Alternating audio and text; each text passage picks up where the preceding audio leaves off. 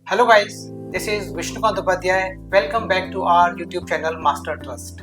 Well guys, so this is not a buying or selling recommendation in any particular stock that we are going to discuss in this video. India consumes almost 20% of the world's data, but do you know it only holds 5% of world's data centers. Now imagine this gap is closing or narrowing. India data center capacity is set to grow 6x in next 4 years from 1.5 gigawatt to 8 to 10 gigawatt. So in this backdrop, which stock would you want to watch? Well guys, so in this video, we are going to discuss stocks that are set to capture a biggest slice of $30 billion opportunity. First on the list is Netweb technology. जैसा कि हम सभी जानते हैं कि company is a leading player of high end computing solutions and AI infrastructure with a fully integrated design to manufacturing capability. It means ये बनाती भी है और मैन्युफैक्चर्स भी करती है। ये जो कंपनी है बनाती क्या है? It manufactures a GPU servers, HPC clusters, private cloud and enterprises networking switches, जिनका की जो उपयोग है वो डायरेक्ट डेटा सेंटर्स के अंदर होता है। अब बात करते हैं कंपनी के यूएसपी की। तो कंपनी का जो यूएसपी है वो क्या है? Company recently received a big ticket order of worth 17,000 million rupees from the government of India to build a sovereign AI infrastructure.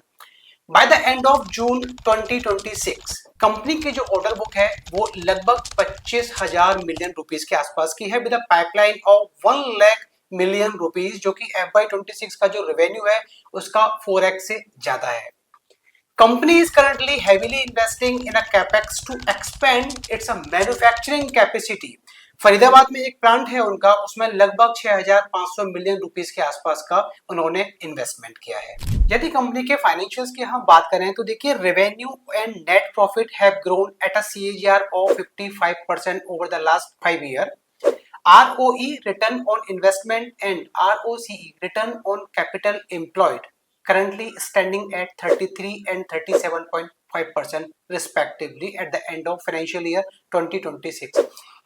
Q1 FY27 में जो रिजल्ट्स निकल के कंपनी के आए थे that was completely extraordinary. Revenue जो growth किया था वो 172% YOY बेसिस पे ग्रो किया था।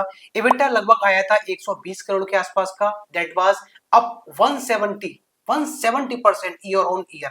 मार्जिन्स की बात करें तो लगभग 15% के आसपास के मार्जिन्स देखे गए और पैट ग्रोथ की बात करें तो लगभग 180% YOY बेसिस पे कंपनी की पैट ग्रोथ देखने को मिली।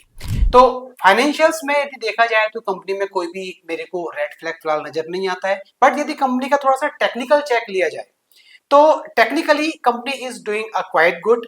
इस महीने कंपनी ने 20% के लगभग गेन्स पोस्ट किए हैं। Company is forming higher highs higher lows kind of pattern.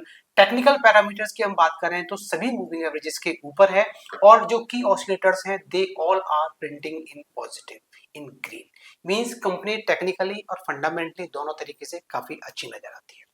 Next on the list is Cummins India and we all know Cummins India is a part of Cummins INC जो कि US की एक बड़ी company है। तो basically company करते क्या है? Company basically designs, manufactures and distributes diesel and alternative fuel engines and fuel power generators. In large data centers, multiple generator sets are installed to ensure a continuous power supply even during power grid failures.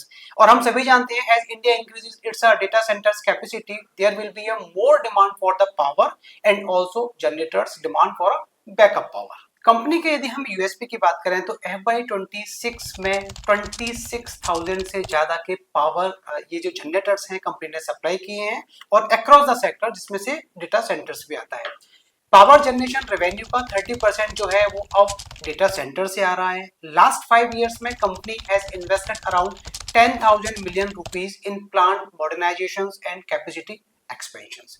देखिए financials की बात करें तो पिछले 5 सालों में company का जो रेवेन्यू एंड पैट है that has grown at a CAGR of 14.5% and 20.4% respectively. Company के यदि हम ROE और ROCE की बात करें तो ROE is currently standing at 30% while ROCE is currently standing at 39.5%। Company जो है वो कंप्लीटली डेट फ्री है। Q1 के जो रिजल्ट्स जो हैं वो थोड़ा सा मिक्स रहे थे। रेवेन्यू जो ग्रोथ देखी गई वो लगभग 18% के आसपास की देखी गई YOY बेसिस पे। EBITDA में जो डाउन टिक देखने को मिला लगभग 1.2% के आसपास का था YOY बेसिस पे। मार्जिन्स थोड़ा ठीक थे 18% के आसपास के, वाइल नेट प्रॉफिट में भी डिक्लाइन देखने को मिला है 7.9% का YOY बेसिस पे। तो कंपनी में यदि फाइनेंशियल्स चेक लिया जाए तो थोड़े से रेड फ्लैग्स देखने को मिले हैं। EBITDA डाउन है, पेट भी डाउन है, बट यस टॉप लाइन में एक काफी अच्छी खासी हमको ग्रोथ देखने को मिली है। Third on the list is a Kirloskar oil engine. जैसा कि हम सभी जानते हैं कि Kirloskar oil engine is a flagship company of a Kirloskar group. The company basically manufactures and services diesel engines, diesel generators and diesel petrol and kerosene based pump. It is one of the world's largest manufacturer of power generating sets with a domestic market share of लगभग 28%. Right? Company के यदि हम USP की बात करें तो company is currently focusing on a premium high horse power platforms to capture growing demand from hyper scalers. Company ने HHP segment के लिए अप्रॉक्स 14,000 मिलियन रुपीस का एक डेडिकेटेड कैपेक्स किया है। अपार्ट फ्रॉम दैट कंपनी ने लगभग 2750 किलोवाट का इंजन भी डेवलप किया है जो कि डेटा सेंटर्स के लिए यूज होता है। और मैं आपको बताना चाहूंगा कि company is a direct competitor of Cummins India. Cummins ने भी एक अपना जनरेटर डेवलप किया है जो कि लगभग 3000 केवी के आसपास का है। फाइनेंशियल्स की यदि हम बात करें किर्लोस्कर इंजन्स की तो फाइनेंशियल्स जो है वो थोड़ा सा मिक्स रहे थे Q1 में। रेवेन्यू में जरूर एक अपटिक हमको देखने को मिला है, 13.5% के आसपास का ग्रोथ किया है YOY बेसिस पे। वहीं यदि EBITDA की बात करें तो EBITDA में हमको एक डाउन टिक देखने को मिला है 8.3% के आसपास YOY बेसिस पे। मार्जिन्स भी लगभग फ्लैट रहे हैं 15% के आसपास के। वहीं पैट में भी हमको एक डाउन टिक देखने को मिला है लगभग 20% YOY basis पे। Last on the list is a Bharti Airtel, one of the leading provider of telecommunication services in India, serving over 376 million mobile subscribers. Bharti Airtel जो है डेटा सेंटर स्पेस में अपनी होली ओन्ड सब्सिडरी एनेक्स्ट्रा के through है। अब एनेक्स्ट्रा के यदि हम यूएसपी की बात करें तो Anextra Data's integrated digital ecosystem has a 14 hyper-scale data centers and 120 plus edge data centers supported by 250 megawatt power capacity and Airtel's extensive connectivity. Anextra Data has a 4 revenue streams. First, colocation, hosting as a e-service, interconnect and disaster recovery. Current 300 megawatt capacity को 1 gigawatt तक scale करने का plan है, targeting 25% market share with an investment of $1 billion. Financial checks लेते हैं company का तो this is the financial check of Bharti Airtel, not an extra data, इसकी जो पेरेंट ऑर्गेनाइजेशन है। तो भारती के Q1 में जो नंबर्स आए थे दैट वाज एक्स्ट्राऑर्डिनरी। कंपनी का जो रेवेन्यू था that was 58,535 crore which was up nearly 18.4% YOY। EBITDA जो था that was up nearly 20% year on year basis पे। वहीं मार्जिन्स जो देखे गए 57%। कंपनी के यदि हम पैट की बात करें तो कंपनी का पैट लगभग Q1 में देखा गया है 10,000 करोड़ के आसपास का, that was up nearly 35% on YOY basis.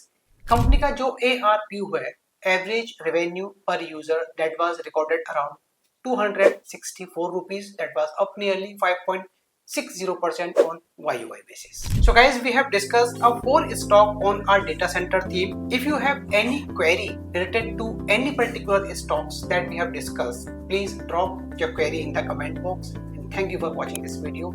Stay tuned, stay connected for such kind of insightful videos.